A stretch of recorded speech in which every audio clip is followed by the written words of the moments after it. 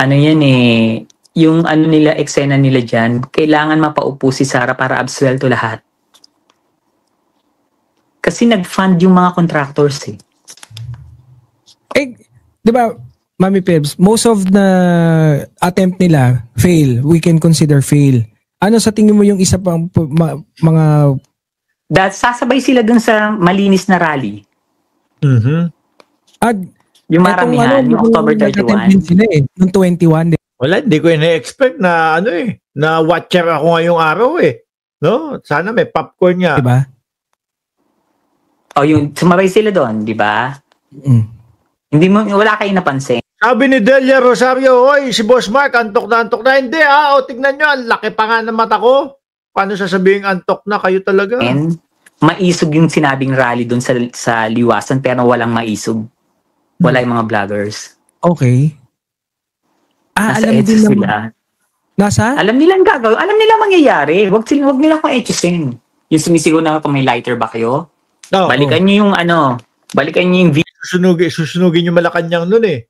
Tapos, sinabi lang nito Passion na magka-candle lighting daw sila. Video.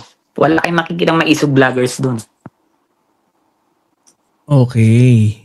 Nasaan sila? Nakikipag-away dun sa EDSA, di ba? Yung nagpa-paki-paki sila. Oo. Ba't yan na sa mga DDS, no? DDS versus DDS nag-aawayan, no? Dito sa kampo ng mga sumusuporta kay Pangulong Bongbong Marcos, wala tayong marinig na nag-aaway o nag-aanuhan, nagsisigawan. Laging kakaibigan, laging okay, di ba?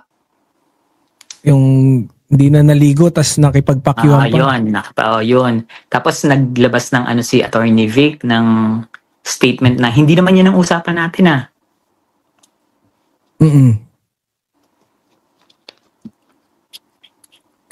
Si Attorney Vic, nasan ba ngayon si Attorney Vic? Nasa Japan siya that time. Okay. Wala rin siya noon. Naka-black din silang lahat. Kung ano yung uniform ng mga nanggulo. At wala si Amy. Ikaw ba, anong opinion mo kay Senator Amy ngayon, currently? Si Amy kasi... Hop! Sandali. Isa ding gwapo, dumating na si DJ Byron. Shout out. DJ! Kapatid na Byron! Sinasabi nila, loloko nila ako, inaantok na daw ako. Anong oras pa lang dito sa amin? 11:00 pa lang. Tapos sasabihan ako, inaantok ako. Sige nga, ikaw magsabi kung pumipikit na ako dito, kung inaantok ako. Galit na galit talaga yan kay Liza. Sino daw? Nasa sobrang galit niya kay Liza na talaga. As in, galit na siya na pati yung si Digong na gustong-gusto niya, na ginagalang niya na, naglabas ng pera yan kay Digong ha. Alam niyo ba na si Amy ang isa sa nagbigay ng reward sa mga pulis na nakakapatay? Totoo nga. Sandali, yes, naglabas siya ng pera dyan. Sandali, reward system ni dating Pangulong Duterte? Okay. Naglabas siya. Ganyan kalalim yung pagiging magkaibigan nila ni Digong. Kaya pala. Kaya pala hindi makakalas si Manang Amy sa mga DDS. Na naging magkaibigan na lang nila sila ni Sarah nung tumakbo na si Sarah. Pati pinsan niya, tinabla niya no? Matagal naman silang hindi okay ni Speaker. Marami silang ganyan sila. Ganyan sila. Pero malalayo ngayon. Kasi dati naman, hindi naman lumalabas sa media yung away. Sa bagay. Hindi, marami din kasi talaga napapalala yung social media, no?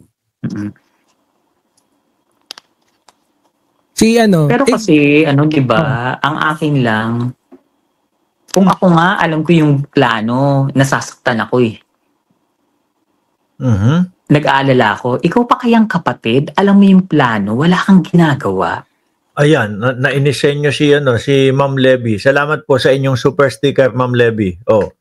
Hiyang-hiya kami dito sa pinaggagawa ni Madam BP. Panay puna at paninira. Uy, si Madam BP, kahapon, diba, nagkwento ng talambuhay niya. Sabi ko doon sa Team MR, sige, ano ba topic natin yan? Nako, eto. Merong press con si Vice Presidente. Pagising ko, sige, salang natin yan. Hindi ko naman alakalain ho, mga kababayan. Talang buhay, Islambok pala yung yung sasabihin ng Vice Presidente doon. Ayun lang. Yun ang... Biro mo ako nga Kung tutuusin, wala nga akong pakialam sa kanila pero nagtatago ako ngayon kasi ayoko may mangyari sa presidente. Oo. Kaya lumalaban ako. Kasi magiging malaki partisipasyon mo. Oo. Diba? Sino ba may gustong papayin si BBM? Hindi ako papayag. Hindi ako papayag dahil ayoko sa mga Duterte. Masisira na naman ang Pilipino. Si Bostaquero andyan. Ang tag dito. Asan? Akyat ka na. Oh, akyat na. Si Boss Mark. Namiss na kita. Guess. Antok na nga ako dito.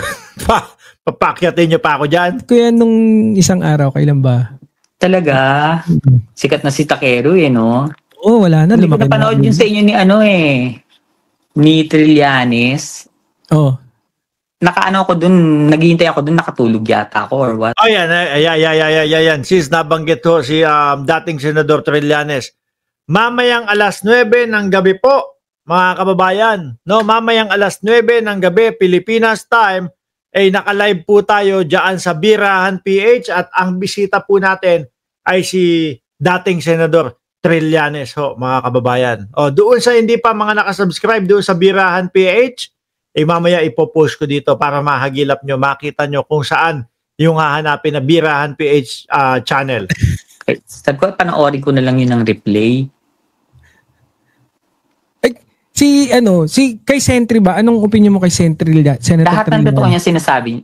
Ngayon ko kasi yun, na shit, lahat ng sinasabi nito totoo. Kasi yung habang nagre-research din ako, nagtutugma yung nakikita ko, nagtutugma dun sa mga sinasabi niya.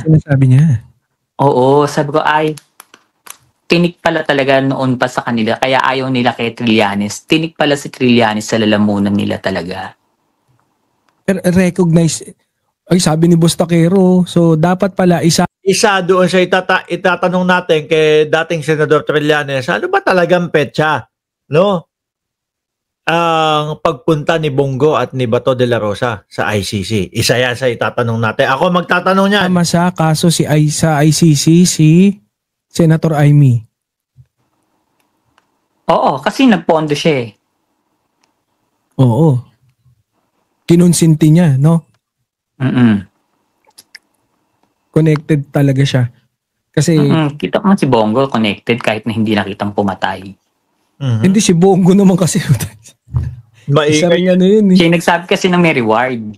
Oo nga Ano pa ang pagpatay 1 million, pagka buhay 500,000 lang yan. Meron pa pag nadlaban 2 million. Tapos nung nawala si Duterte, akala mo kung sinong napakabait na anghel, di ba? Biglang nagbago yung eksena, naging mabait na, may malasakit na. Pero maging mapagmatsyag kayo lahat. Hindi sila titigil dahil hindi pwedeng mawala sa power ang Duterte. Dahil pag baka madaming pera din sila, no? Kaya hindi tumitigil. nawala sila sa power, malaking kahihiyan sa Davao. Kaya tingnan niyo yung mangyayari, pwedeng mangyari na lahat sila makukulong, papayag ba sila? May isa na. Wala silang nagawa nun. 'Di ba? Yung pinuno pa 'yon. Isama na din natin si Kibuloy. Best friend ni dating Pangulong Duterte yun. Wala din nagawa 'yon.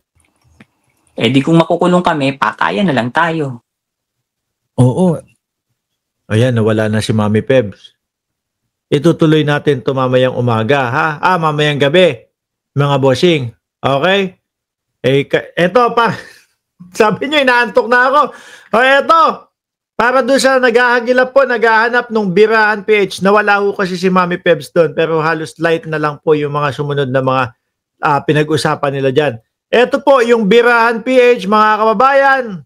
Ayan, Biraan PH na meron, alam ko, 2,100 subscribers na yan eh. Sa loob ng 6 na araw, mga boss chipa mo, sir. Oh, anyway, magpapaalam na muna ako. Inaantok na talaga ako, totoo. Sabi ni Ju Waping na extradite na. Ba si Kibs? Malapit na yan. Paalam muna. Hanggang sa muli, mga kababayan. Maraming salamat and God bless po sa atin.